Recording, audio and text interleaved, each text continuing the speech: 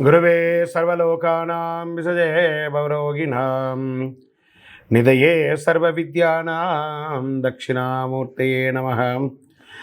వసుదేవసుతం దేవం కంసచానూరమర్దనం దేవకీ పరమానందం కృష్ణం వందే జగద్గురుం. సద్గురుకులదేవతాభ్యో నమః.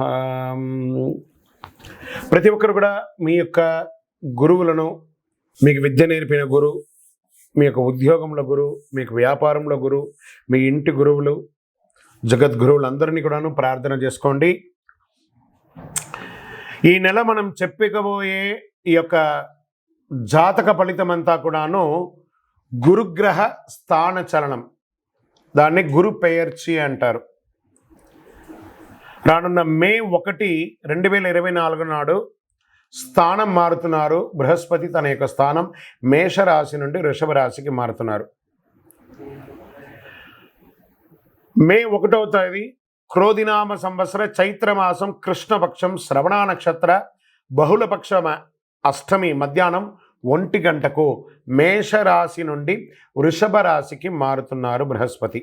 దేవగురువు అయినటువంటి బృహస్పతి గురు భగవానుడు మేషరాశి నుండి అసుర గురువు అయినటువంటి శుక్రుని యొక్క రాశిలోకి మారుతున్నారు వృషభంలో. ఈ సంవత్సరం కాలపురుషుని యొక్క తత్వంలో 2వ ఇల్లు అయినటువంటి ధనస్థానంలో గురు భగవానుడు కూర్చోబోతున్నాడు. గురు భగవానుడు గోచార ప్రకారం 2, 5, 7, 9, 11లో సంచరిస్తే అద్భుతమైనటువంటి ఫలితాలని చెప్తారు. గురు చూసిన కోటి లాభం అంటారు. గురు భగవానుడు అనుగ్రహం రావాలంటే అంత ఈజీ కాదు, అది యోగమే కదా. అది వచ్చిందంటే నవగ్రహాల్లోనే శుభప్రదమైనటువంటి గురు భగవానుడి యొక్క సంపూర్ణ ఆశీస్సులు మనకు కావాలి. ఐశ్వర్యం, పదవి, విద్య, వివాహం అన్ని రకాలుగా కావలసినటువంటి ఇచ్చే ఏకైక దేవుడు ఈ నవగ్రహాల్లో ఎవరైనా ఉన్నారంటే అది బృహస్పతి దేవుడే, గురు భగవానుడు.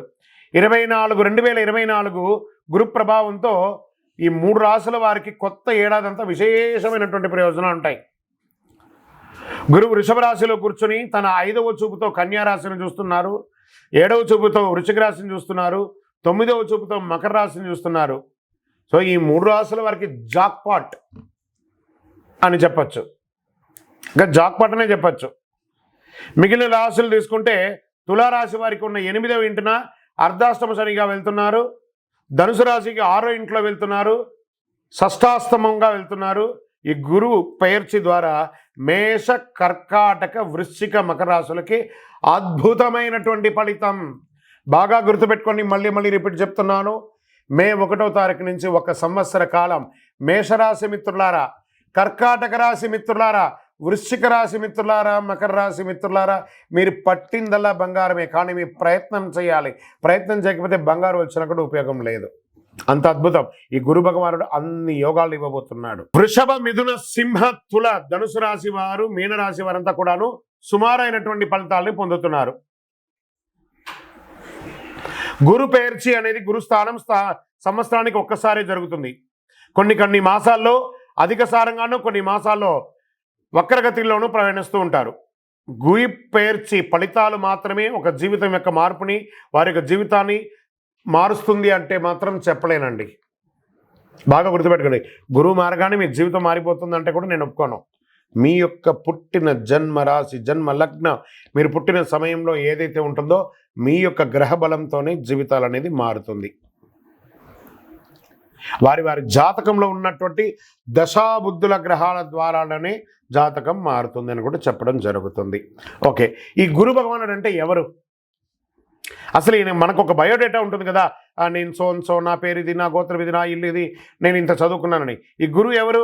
ఆయనకి సొంత ఇల్లు ఏది? ధనుస్సు, మీనరాశి ఆయనకి సొంత ఇల్లు. ఉచ్చరాశి ఎవరు? కర్కాటక రాశి. నీచరాశి ఎవరు? మకర రాశి.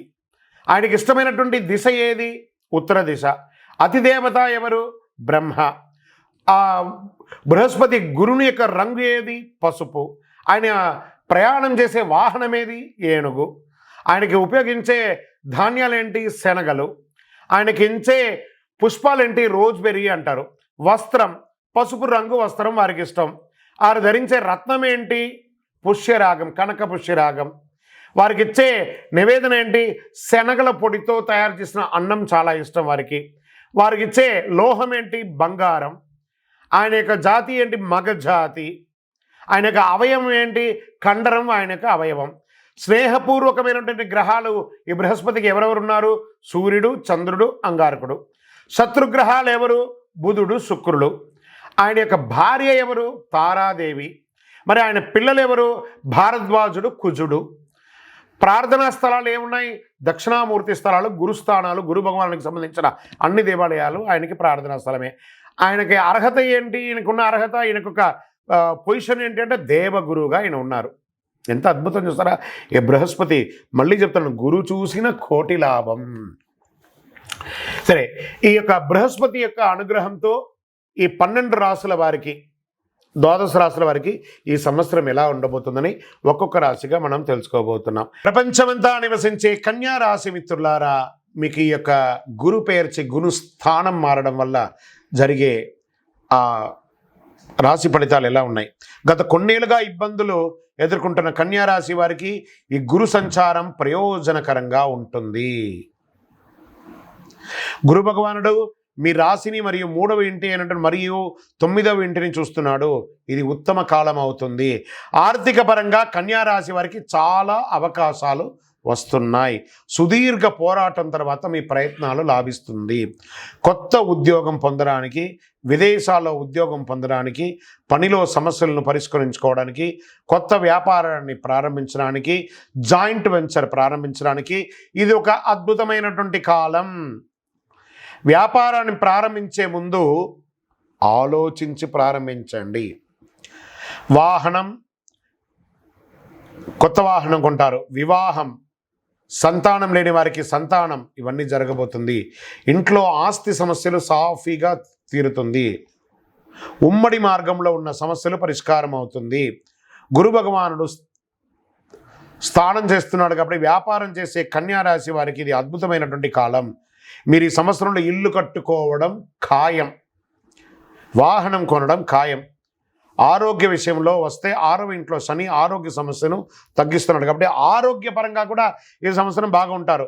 రోగ నిరోధక శక్తి సూచించే 7వ ఇంట్లో రాహు ఆరోగ్య సమస్యలను కలిగించిన గురు భగవానుని యొక్క చూపుతో సంపూర్ణ ఆరోగ్యవంతులుగా ఉంటారు. కాస్త ఆరోగ్యం పెట్టే శ్రద్ధ మాత్రం వహించండి. వివాహ ప్రయత్నాలు చేసే వారికి మంచి వివాహ భాగస్వామి దొరుకుతుంది. సంతానం కోసం తహతలాడే వారికి అద్భుతమైనటువంటి సంతానం. జీవితంలో అడ్డంకులన్నీ తొలగిపోయి ఆనందంగా ఉంటారు దంపతుల మధ్య. గురు భగవానుడు కోటి లాభాన్ని ఇస్తున్నాడు. రాజకీయ నాయకులకి, కన్యా రాశిలో ఉన్నటువంటి రాజకీయ నాయకులకి స్ట్రెస్ మాత్రం విపరీతంగా ఉంటుంది. ఊగిసలాడినా ఏదో ఒక సమయంలో, లాస్ట్ సమయంలో మీరు అద్భుతాన్ని పొందే అవకాశాలు ఉంటాయి. ఐటీ రంగం వారికి చాలా అవకాశాలు వస్తున్నాయి. ప్రింటింగ్ ఎలక్ట్రానిక్ వారికి చాలా అద్భుతం. వ్యవసాయదారులకి చాలా అద్భుతం అని కూడా చెప్పచ్చు.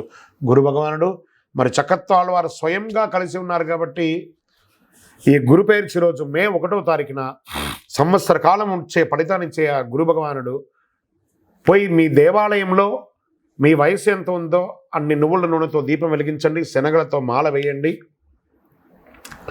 మీ యొక్క సంపూర్ణ జాతకం తెలుసుకోవడానికి మీ పరిసర ప్రాంతాల్లో ఉన్నటువంటి సద్గురువులను సంప్రదించండి. లేదా మా ద్వారా తెలుసుకోవాలనుకుంటే కింద కనబడుతున్నటువంటి నెంబర్కి మీ పేరు, date of birth, time of birth, place of birth WhatsApp చేయండి, కాల్ చేయకండి.